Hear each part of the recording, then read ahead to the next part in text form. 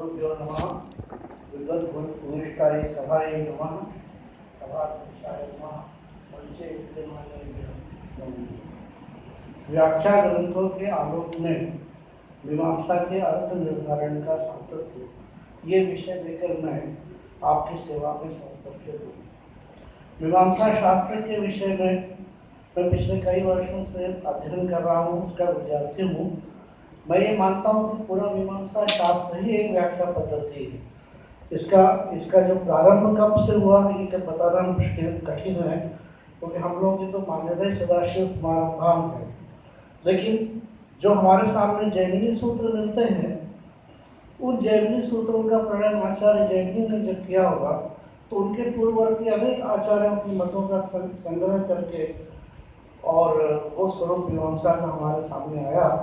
वो स्वयं अपने आप में व्याख्या पद्धति है, क्योंकि वेद के अर्थ को स्पष्ट करने के लिए सर्वप्रथम उन्होंने पूरे वैदिक वाक्यों का 5 वर्गों में वर्गीकरण किया। विधि, अर्थवाद, मंत्र, नामधेय, निषेध। ये करके फिर 12 अध्यायों में उनका विभाजन किया, जिसमें प्रथम में धर्म प्रमाण का प्रतिपादन किया, द्वितीय में धर्म भेद का प्रतिपादन किया, तृतीय में अंगांगी भाव बोधक 6 प्रमाणों का प्रतिपादन किया, चतुर्थ में प्रयोज्य प्रयोजक भाव का विचार किया, पंचम में 6 क्रम प्रमाणों का प्रतिपादन किया, 6 में यज्ञ में किसका अधिकार है किसका अधिकार नहीं है, त्रैवर्णिकों का तो अधिकार ही है, विशेष परिस्थितियों में शूद्रों का भी अधिकार है कि नहीं, इस पर भी चर्चा की। स्त्रियों का याग में अधिकार है कि नहीं, इस पर भी उनका विशिष्ट पक्ष है, जो दंपति को ही काम्य कर्मों में अधिकार प्रतिपादित करते हैं, इस अधिकार का विवेचन किया।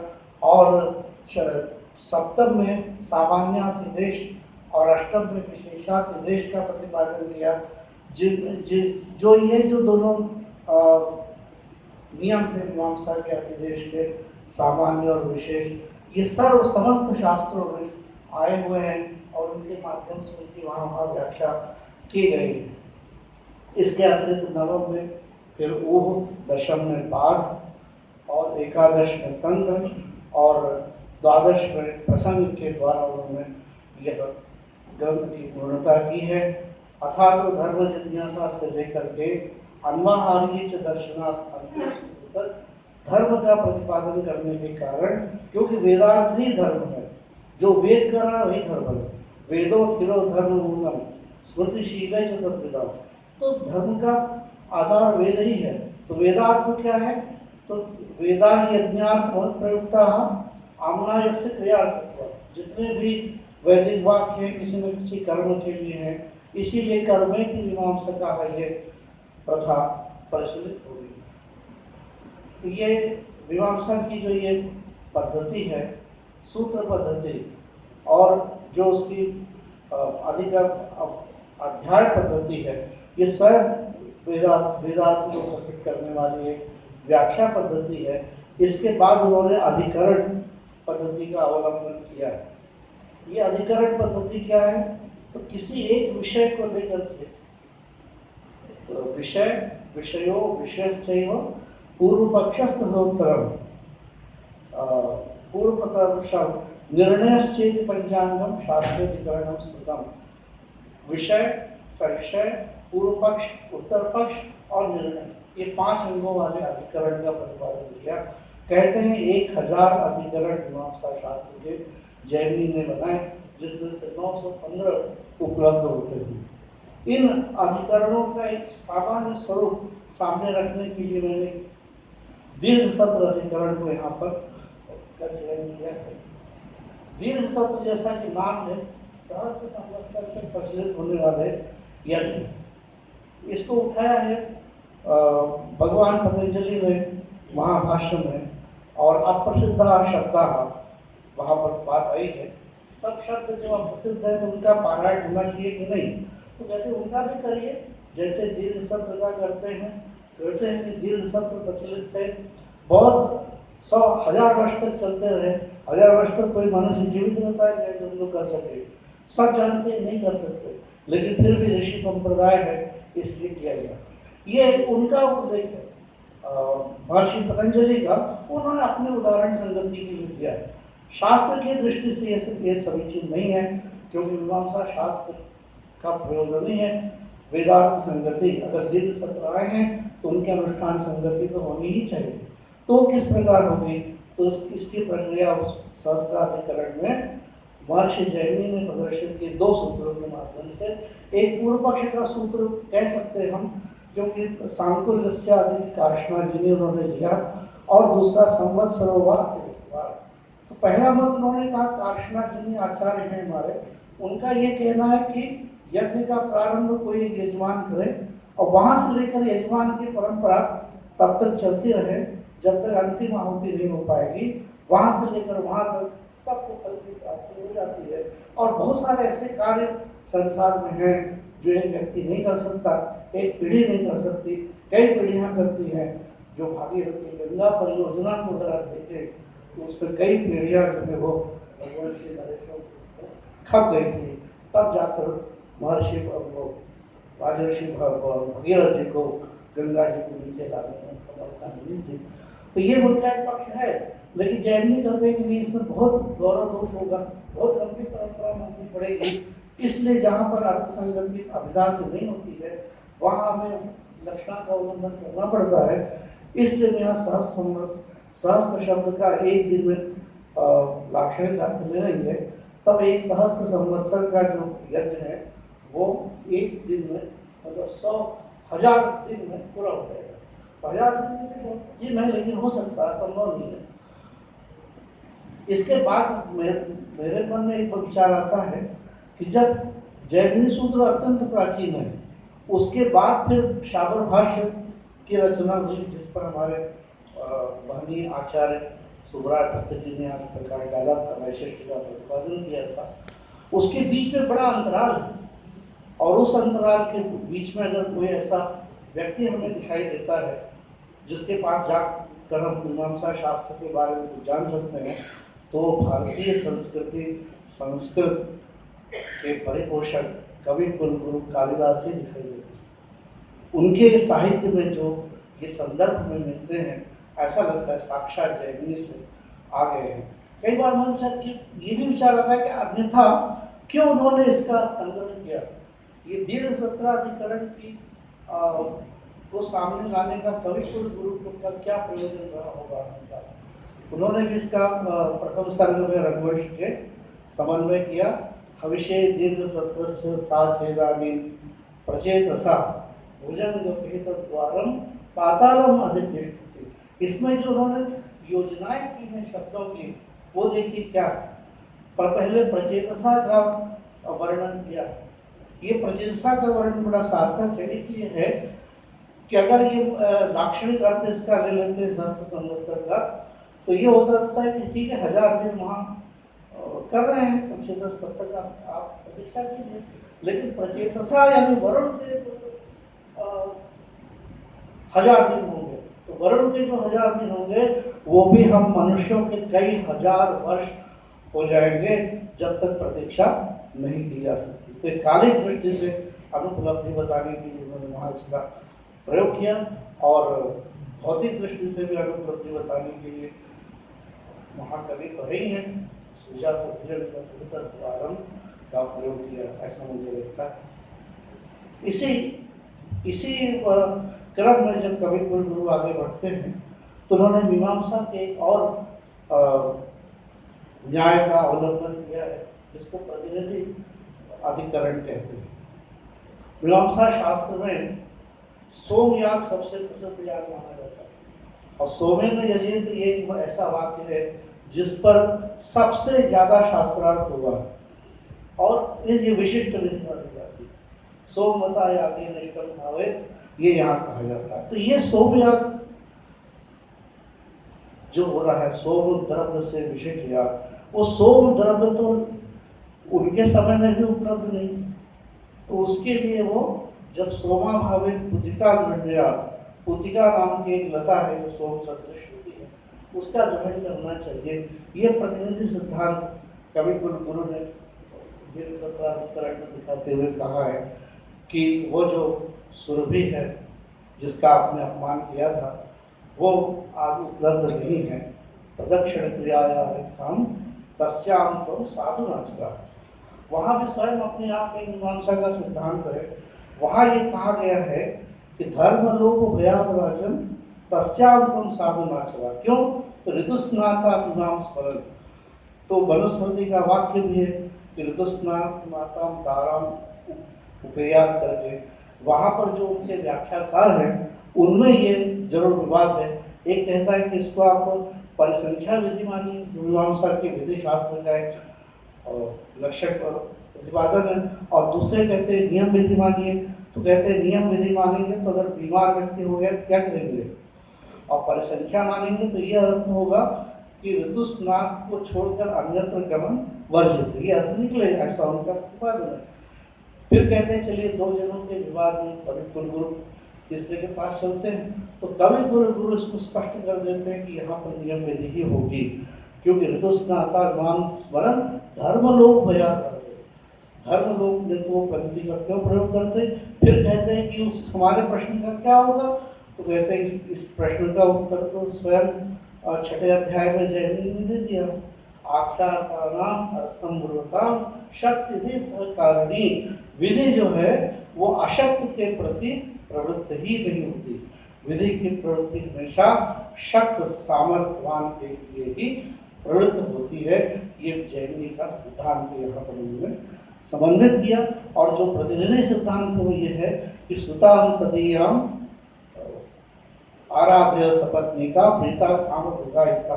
तो नंदिनी उसकी पुत्री है, वो उपलब्ध नहीं है, तो इसको उसका प्रतिनिधि बना करके आप इस कर्म की संगति कर लीजिए। अब इसके बाद हम चलते हैं, जब सूत्र ग्रंथ से हम आते हैं अधिकरण में आते हैं।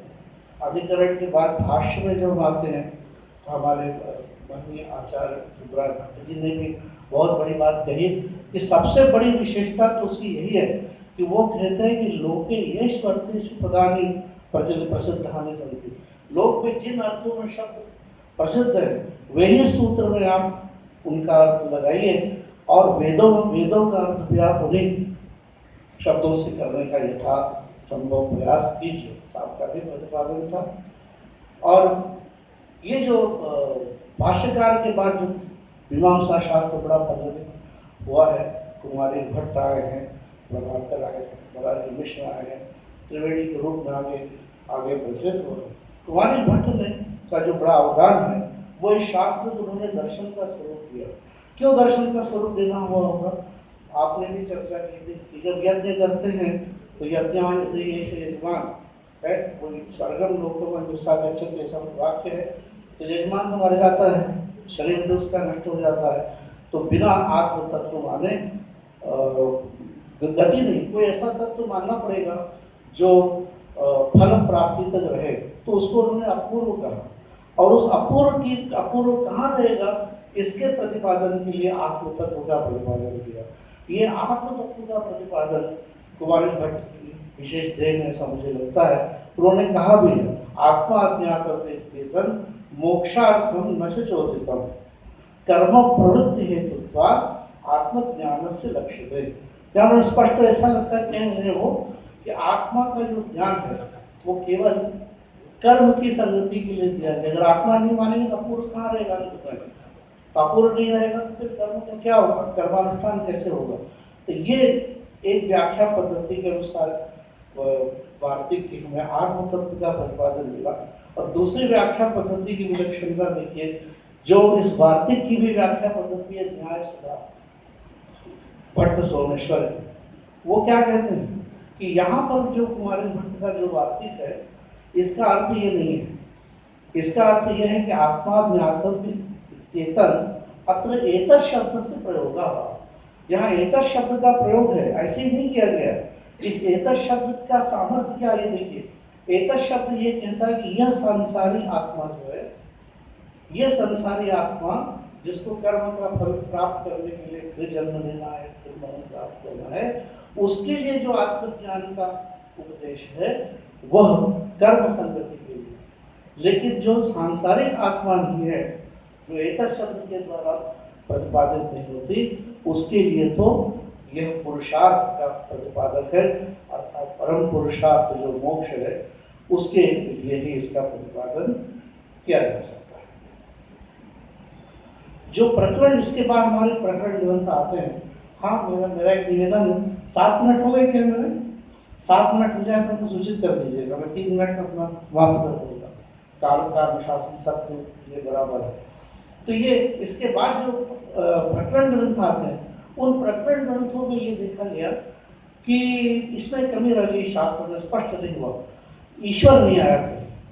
तो ईश्वर नहीं आया कहीं तो जाकर के ग्रंथकारों ने, भवनाथ ने, शालिकनाथ ने, इन लोगों ने कहा कि भाई जो खंडन हम लोगों ने किया या कुमारी खंडन ने किया है, ये अनुमानों का खंडन किया, ईश्वर के अनुमानों का खंडन किया गया है, जो नैयायिकों ने। हम अनुमानिक ईश्वर को नहीं मानते, लेकिन वेद के द्वारा प्रतिपादित ईश्वर की सत्ता को हम स्वीकार करते हैं। तो ईश्वर की स्वीकृति ये प्रकरण ग्रंथों का वैशिष्ट है। आपदेव ने जो ग्रंथ लिखा मीमांसा न्याय प्रकाश, उसमें उन्होंने ये बात कही कि केवल इससे काम नहीं चलेगा, अगर ईश्वर है तो कुछ करना चाहिए, उसमें फालतू को बैठा के रखेंगे। तो उन्होंने ये कहा कि ये ईश्वर जो है सबसे बड़ा काम नहीं करेगा, गत कल्पीयम वेदम स्मृत्वा अस्मिन् कल्पे उपदिशति इत्येतावतैव सिद्धौ विरचितत्व कल्पनायाः पर्यप्तः। ईश्वर ने वेद की रचना की कल्पना करने की अपेक्षा गत कल्प में जो वेद था उसका स्मरण करके इस कल्प में उन्होंने उसको उपदेश किया। वेद प्रवर्तकत्व के रूप में ईश्वर की संगति सारे प्रकरण ग्रंथों का अपना वैशिष्ट है। मैंने देखा ये जो वाक्यार्थ का है, समझ है मेरे पास, 2-3 मिनट की बात कर दूंगा अगर अनुमति हो तो। हाँ, तो ये जो वाक्यार्थ का निर्णय करते हैं बिना मीमांसा न्यायों के कर नहीं सकते। जैसे एक धर्मशास्त्रीय वाक्य है, संध्या स्नानम जपो होमो देवतानां च पूजनम आतिथ्यम वैश्वदेवं च षट कर्माणि दिने दिने। इसकी संगति में हम कर पाएंगे अगर आप मीमांसा न्याय इसमें नहीं लगाएंगे। अर्थक क्रम प्रबल होता है, पाठक क्रम दुर्बल होता है। तो पाठक क्रम को दुर्बल मानकर अर्थक क्रम की श्रेष्ठता को स्वीकार करके ही हम संध्या स्नानम में से स्नान को पहले और संध्या को बाद करके अर्थ संगति करते हैं। इसके बाद फिर आता है आतिथ्यम वैश्वदेवं च। तो वैश्वदेव याज्ञिक कर्म है, वैदिक कर्म है, और आतिथ्य लौकिक कर्म है। तो वो पूर्व बलियस्त न्याय से यहाँ पर पहले वैश्वदेव करेंगे, फिर आतिथ्य करेंगे, ये संगति होगी। और अंत में एक समस्या और है, षट कर्म 7 है और 6 आप करें तो उसकी संगति कैसे होगी? तो कहते हैं यहाँ अविवक्षित न्याय मानना पड़ेगा। जैसे कि सम्मार्जनाधिकरण में बताया ग्रहम सम्मार्जति, 10 ग्रह बताए गए हैं और वहाँ पर जो वाक्य है उसमें 1 का उल्लेख है। अब यदि सम्मार्जन के उद्देश्य से 2 का प्रतिपादन करते हैं, ग्रह का और एकत्व संख्या का, तो वाक्य भेद दोष हो जाता है। इसलिए वहाँ पर शास्त्र ये निर्णय देता है कि यहाँ पर एकत्व संख्या अविवक्षित हो जाती है, वैसे एकत्व संख्या यहाँ अविवक्षित करके होंगे। तीसरा एक बर्हिर न्याय, बस वो करके अपनी बात तुरंत कर देंगे, ठीक है। बर्हिर न्याय ये है कि वाक्य 2 प्रकार के होते हैं, एक स्वतंत्र और दूसरे परतंत्र। जैसे एक उदाहरण जैन सत्यमेव जयते, कई वाक्यों के बीच में कहा गया है उपनिषद में, लेकिन इसका अर्थ करने के लिए हमें पूर्वापर संबंध की आवश्यकता नहीं है, सर्वत्र एक ही अर्थ निकलता है। लेकिन दूसरा वाक्य बर्हिर्देव सदनम दामी, यहाँ पर दामी का अर्थ है लवन करना और बर्हि का अर्थ है पुष्ट। तो और ये नियम है कि मंत्र ही रहे कार्य कर्तव्य। तो मंत्र से यदि इनको श्रवण नहीं करेंगे तो क्या हो जाएगा, नहीं होगा क्या? तो कहते हैं कि नहीं, यहाँ पर कुछ श्रवण स्वरूप निष्पत्ति के लिए नहीं है, अभी तो अपूर्व की निष्पत्ति। जैसे ये बात आती है कि अपूर्व निष्पत्ति के लिए है, वैसे ये प्रश्न होता है कौन सा अपूर्व। तो जब कौन सा अपूर्व सामने आता है तो फिर प्रकरण देखना पड़ता है, प्रमाण दूसरे प्रमाण का उल्लंघन करना पड़ता है, जिसको सहायक प्रमाण कहते हैं। फिर पता चलता है तो दर्श पूर्णमास प्रकरण में पढ़ा गया है। इसलिए इस मंत्र से जब हम कुछ लवन करेंगे तो दर्श पूर्णमास प्रकरण संबंधी कोई फल हमें प्राप्त होगा। इसी आधार पर मनुस्मृति का एक वाक्य है, न स्त्री स्वातंत्र मारती। मैंने सुना है इसलिए मैंने इसको उठाया कि इस पर बड़ा विवाद होता है और हमारी जो बहनें कई बार बोलती कि बड़ा अन्याय हो रहा है, तो उन लोगों को परतंत्र रखा जा रहा है। न स्त्री स्वातंत्र मारती, स्त्रियों को स्वतंत्रता की आवश्यकता नहीं है, उनको परतंत्र रखा जाए, ऐसा इस वाक्य का अर्थ है, ऐसा मान करके चला जाता है, जो गलत है। इस वाक्य का केवल और केवल एक ही अर्थ है कि स्त्री को कभी भी असुरक्षित नहीं रहना चाहिए। ये अर्थ हम कब निकाल पाते हैं, जब पूर्वापर संबंध हम स्थापित करते हैं। ये स्वयं उपसंहारात्मक वाक्य है। उपसंहार उपक्रम के अधीन होता है आचार्य जी, है ना। उपसंहार उपक्रम यदि विरोध हो तो उपसंहार में गुणे अन्याय कल्पना, गौण में अन्याय यानी अर्थ परिवर्तन कर सकते हैं, प्रधान में नहीं कर सकते। और प्रधान है उपक्रम। उपक्रम क्या है, पिता रक्षति कौमारे, है ना, पति यौवने पति रक्षति, पुत्रा रक्षन्ति वार्धक्ये न स्त्री स्वातंत्र। कहते 3 जगह तो आपने रक्षति का प्रयोग किया, चौथी जगह आपने जो है वो स्वातंत्र शब्द का प्रयोग किया, तो उसका अर्थ बदलना पड़ेगा आपको। या तो वहां बदलिए या तो यहाँ बदलिए। तो गुणे अन्याय कल्पना इस नियम से हम चौथी लाइन में जो अर्थ दिए गए उसको बदलेंगे और वहां पे रक्षति अर्थ करेंगे, उसका जो न्याय के साथ समन्वय करेंगे, तो यही अर्थ निकलेगा कि स्त्रियों को कभी भी असुरक्षित नहीं रहना चाहिए। और ये एक ऐसा अर्थ है जिस पर कोई विवाद होने की स्थिति नहीं आती। एक और उदाहरण दूंगा और समाप्त कर दूंगा, वो है अतिदेश न्याय। अतिदेश न्याय की चर्चा की थी।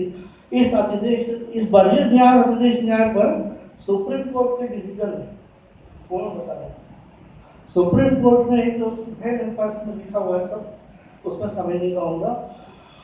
वो एक केस आया था, एक भूदान यज्ञ समिति के वहाँ पर एक उद्योगपति ने याचिका डाली थी कि मुझे उद्योग लगाने के लिए जमीन चाहिए, भूहीन लोगों को आप जमीन देते हैं तो हमें भी आप जमीन दीजिए। वो याचिका उन्होंने निरस्त कर दी। कोर्ट में गए, हारते हारते सुप्रीम कोर्ट में पहुँच गए। वहाँ न्यायाधीश महोदय ने यही निर्णय दिया, बर्हिर इसका प्रयोग करते हुए इस बर्हिर न्याय का, कि आपने उसका अवलोकन नहीं किया, संदर्भ का अवलोकन आपने नहीं किया।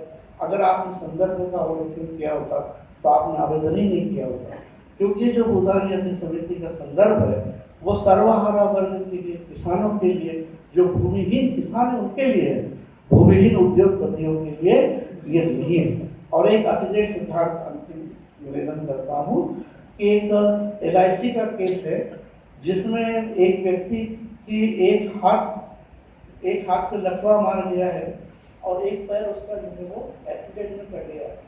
जो LIC के नियम है उसके अनुसार ये है कि दोनों आंखें नष्ट हो जाना, दोनों पैर नष्ट हो जाना, एक हाथ और एक पैर नष्ट हो जाना या मृत्यु हो जाना। तो यहाँ उन्होंने कहा कि आपने जो केस किया नियम के आधार पर किया है कि आपका एक पैर नहीं है और एक पैर लकवा लग गया है, लेकिन आप ये देखिए कि वहाँ एम्पुटेशन शब्द लिखा हुआ है, कट जाने की बात कही गई है। यहाँ तो आपके शरीर में जुड़ा हुआ है, तो हाथ जो है वो लकवा लग गया तो क्या हुआ, शरीर नहीं है, तो आपका ये जो है वो निरस्त किया जाता है। वो जब सुप्रीम कोर्ट में पहुँचते हैं तो उनकी पिटीशन स्वीकार कर ली जाती है। वहाँ माननीय न्यायाधीश महोदय ने कहा है कि जो शब्द का अर्थ होता है वो बिल्कुल शब्दार्थ नहीं लेना चाहिए, उसका जो निहितार्थ है वो लेना चाहिए, जिसके लिए उन्होंने संस्कृत उदाहरण दिया, बड़ा प्रसिद्ध है, काकेभ्यो दधे रक्षन्ता। यहाँ पर आप जो है दधि की रक्षा किससे करना चाहते हैं, काकेभ्य कौवे से या उन समस्त तत्वों से जो दध्युव घातक है, दधि के विनाशक है, वो अर्थ लिया जाता है।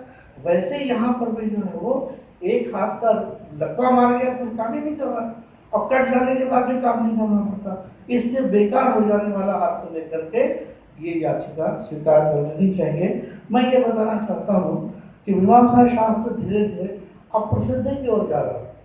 अत्यंत गणनीय व्यक्ति आज उपलब्ध हैं जो प्राचीन परंपरा के स्थान है, वहाँ पर भी इसके अध्ययन अध्यापन की व्यवस्था नहीं है। वो देखा जाना चाहिए कि ऐसा क्यों हो रहा है। और अगर ये वाक्यार्थ शास्त्र है और जैसा कि स्वयं तुम्हारे भक्त ने कहा है ना, कि मीमांसा या तो विद्येयम बहुविद्यांतराश्रिता। मीमांसा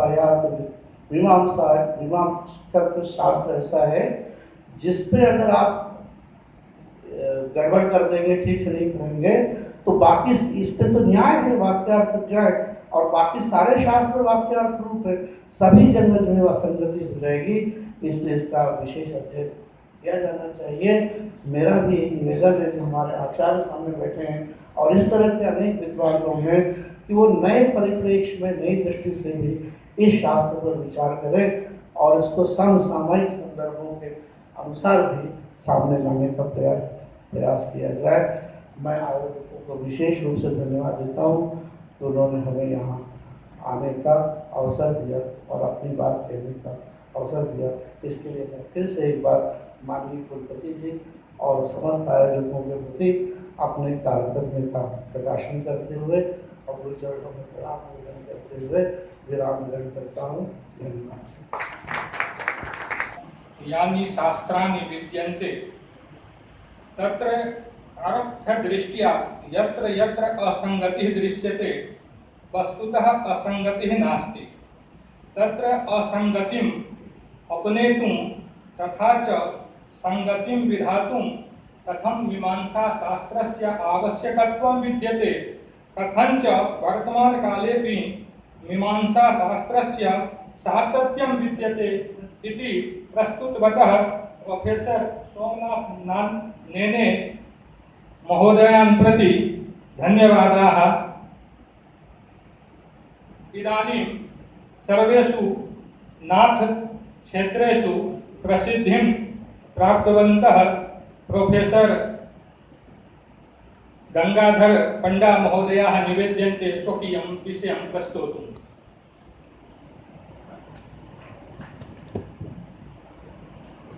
मंचम विराजमानः संस्कृत जगति ख्यातः सर्वेषां कृते चिरपरिचितः संस्कृत जगतः विश्वपितामहः सदृशः अस्माकं